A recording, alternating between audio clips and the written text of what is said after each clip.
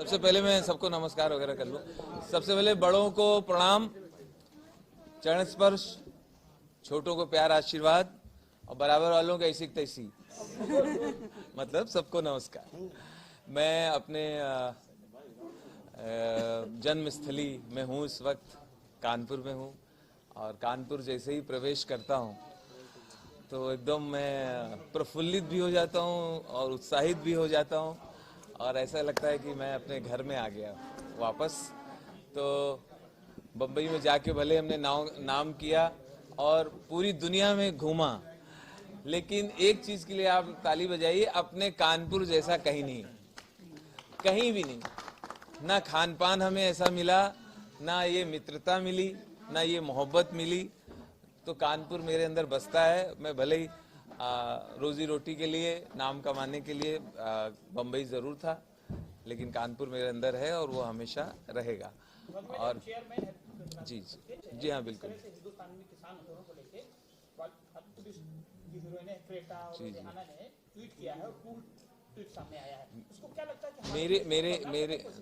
मेरे आने का कारण वही है।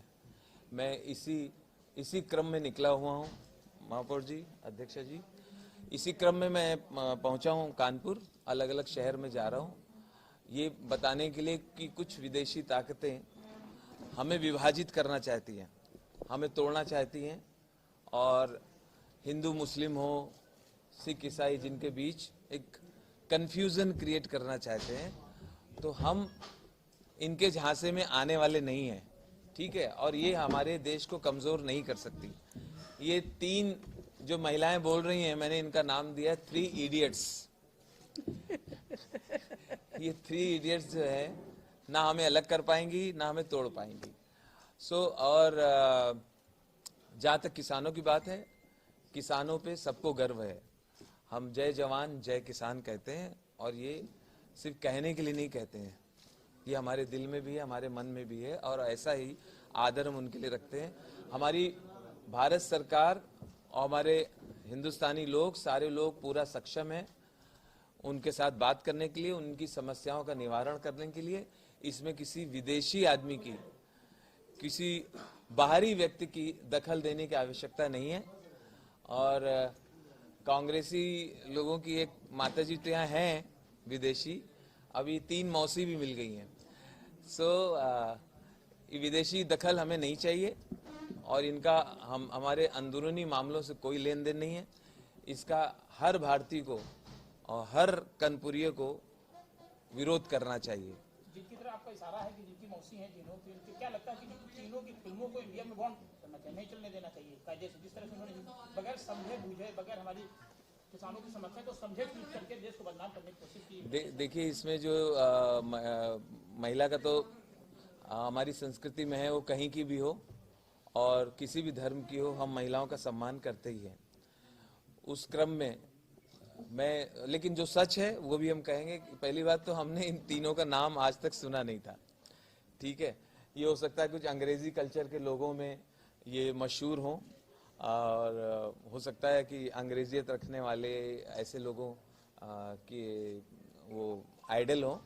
हमने उनका नाम नहीं सुना। उनके नाम ही बड़े हास्यास्पद हैं। मियाँ खलीफा, पता है वो मर्द नहीं है, वो महिला का नाम है। तो नाम ऐसे, एक तो मियाँ, ऊपर से रखे हैं खलीफा, तो ये खलीफागिरी यहाँ नहीं चलेगी, सही है। तो मुझे लगता है कि ये बिल्कुल गलत बात है, इसका हम लोग बिल्कुल कंडम करते हैं। और मोदी जी हर रोज कह रहे हैं कि मैं सिर्फ एक फोन दूर हूँ, किसान भाई चाहे जब आ जाएं मुलाकात करें, हम उनकी समस्याएं निपटाने के लिए तैयार हैं। लगातार कृषि मंत्री जी मीटिंग कर रहे हैं, हमारे गृह मंत्री मीटिंग कर रहे हैं, हमारे साथ में रक्षा मंत्री, रेल मंत्री, सारे लोग लगातार मीटिंग कर रहे हैं। तो मुझे लगता है कि सरकार सकारात्मक सोच से आगे बढ़ रही है, लेकिन इसमें कुछ विपक्षी पार्टियां, कुछ लोग इसमें अपनी राजनीतिक रोटी सेकना चाहते हैं, जो किसानों को बरगला रहे हैं, लेकिन ऐसा होने वाला नहीं है। राजू भाई की सलाह क्या है राकेश टिकैत और नरेश टिकैत को अपने अंदाज, क्योंकि आपके फैन भी हैं वो। हाँ जी, देखिए एक किसान हैं, किसान हम सब कहीं ना कहीं गांव से जुड़े हुए हैं, जितने लोग भी हैं यहाँ, या जितने लोग हमें देख रहे हैं वो भले अब शहर में रहते हो लेकिन पीछे कहीं ना कहीं गांव से जुड़े हुए हैं, तो उनका बहुत सम्मान है। राकेश टिकैत जी हो जो भी है, और उनकी जो मांगे जो उचित हैं उसे सरकार मान भी रही है और कई मांगे उनकी स्वीकार भी कर ली। तो हम तो एक नागरिक कह लें, एक हमारी अपनी सभ्यता अनुसार हम उनका सम्मान ही करते हैं। अच्छा, एक और सवाल है, जैसे आपने कहा ना कि वो उनको मौसी मिल गई है, सारा आपका जिसकी तरफ है, तो क्या लगता है जिस तरह से ट्वीट सामने आया, जिस तरह से रिकॉर्ड आया सामने, पहले से 26 जनवरी के पहले से उन्होंने घोषणा कर दी थी कि ये करना है, ये रिकॉर्ड आ रहा है, तो लगता है क्या कि यहाँ से इंडिया के अंदर से भी उस साजिश में कुछ लोग शामिल हैं? बिल्कुल, हमें लगता है कि सबसे पहले ये जांच की आवश्यकता है कि ये फंडिंग कहाँ से हो रही थी। ये कहीं ना कहीं से पैसे भेजे जा रहे थे और उन हिंदुस्तान के उन दुश्मनों को भी ढूंढना होगा जो हमारे देश के अंदर हैं और जिनके बारे में हम लोग हमेशा चिन्हित करते आए हैं कि खाते इस देश की हैं और गाते दूसरे देश की हैं। तो ये भी एक जांच का विषय है कि पता करें कि फंडिंग कहाँ से हो रही है, क्योंकि ये तो भेद तब खुला जब 26 जनवरी के पहले के ट्वीट्स सामने आ गए, तो जाहिर है कोई बहुत बड़ी साजिश है। सवाल है कि कानपुर से बहुत सेक्टर है, बहुत सरकारी भी है, लेकिन अकेले राजू भाई ऐसे हैं कि दुनिया में कहीं भी रहें कानपुर का जिक्र जरूर होता है। तो क्या लगता है कि जब आप स्टेज पर होते हैं तो कानपुर कैसे आपको प्रेरित करता है? जैसे मैंने बताया, कानपुर मेरे अंदर है और वो निकल नहीं रहा है और निकलने दूंगा भी नहीं। तो आई लव कानपुर। यहाँ की चाहे महक हो, चाहे मिट्टी हो, खान पान हो, दोस्ती हो, मित्रता हो, तो ये सब का एक अलग आनंद है और मैं इसको बहुत एंजॉय करता हूँ। और यहीं की गलियों में खेला हूँ, यहीं से बड़ा हुआ, फिर और सारे हास्य के प्रसंग भी ज़्यादातर हमने यहीं से उठाए। पिछली बार हम आए थे मैडम, तो दोपहर का टाइम था, तो एक रेस्टोरेंट में चले गए खाना खाने इधर नएगंज में। तो दोपहर का टाइम, हमने कहा खाना तैयार है, तो कह रहा आप तो लंच के टाइम पे आ गए। तो हमने कहा हम लंच करने आए हैं। नहीं, लंच के टाइम पे आपको लंच कैसे देंगे? तो हमने कहा मतलब इस समय तो वेटर लोग लंच कर रहे हैं। तो हमने कहा अच्छा, तो फिर हमें कब खाना मिलेगा? देखिए, लंच टाइम पे जब आप लोग भूख लगती है तो वेटर लोगों को भी भूख लगती है। तो अगर आपको लंच करना है तो आप आ जाइए सवेरे 6-7 बजे। उस समय भीड़ भी नहीं होगी, कोई होगा भी नहीं, आपको इत्मीनान से लंच कराएंगे। अगर 15-20 मिनट रुक गए तो लगे हाँ डिनर भी करा देंगे। तो जी, फिल्म सिटी को लेकर शिवसेना ने कई सवाल खड़े किए हैं। उनका ये कहना है कि बॉलीवुड जहां है वहीं स्थिर रहेगा, आपका क्या मानना है? देखिए, शिवसेना असुरक्षित महसूस कर रही है। हमारे यशस्वी मुख्यमंत्री जी जब वहाँ पधारे मुंबई में, तो मैं तो उस कार्यक्रम में था, मेरे ही विभाग का कार्यक्रम था।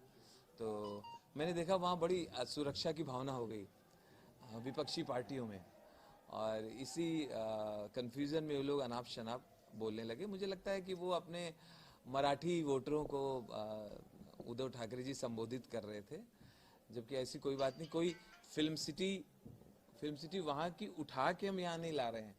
फिल्म सिटी कोई सामान नहीं है, कोई झोला नहीं है कि एक कंधे में धर के यहाँ चले आ रहे हैं।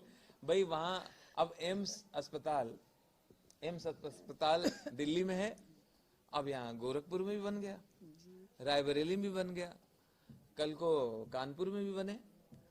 तो क्या ये होगा कि दिल्ली के एम्स वाले कहेंगे कि हमारा एम्स लेके चले गए या हमारा एम्स खत्म हो गया? ये तो एक सुविधा का विस्तार है। मुझे लगता है कि वहाँ भी सुविधा हुई, यहाँ भी सुविधा हुई, और फिर जो है वो उपभोक्ता यानी निर्माता और निर्देशक वो तय करेगा कि उसको शूटिंग कहाँ करनी है, कहाँ पे ज्यादा उसको सुविधाएं मिल रही हैं। हमने शिकायत माननीय मुख्यमंत्री जी के सामने रखी थी कि वेब सीरीज के जरिए बहुत समाज में गंदगी फैलाई जा रही है, तो कोई ऐसी रोकथाम कोई बनाई जाए, कोई एक छोटा सा एक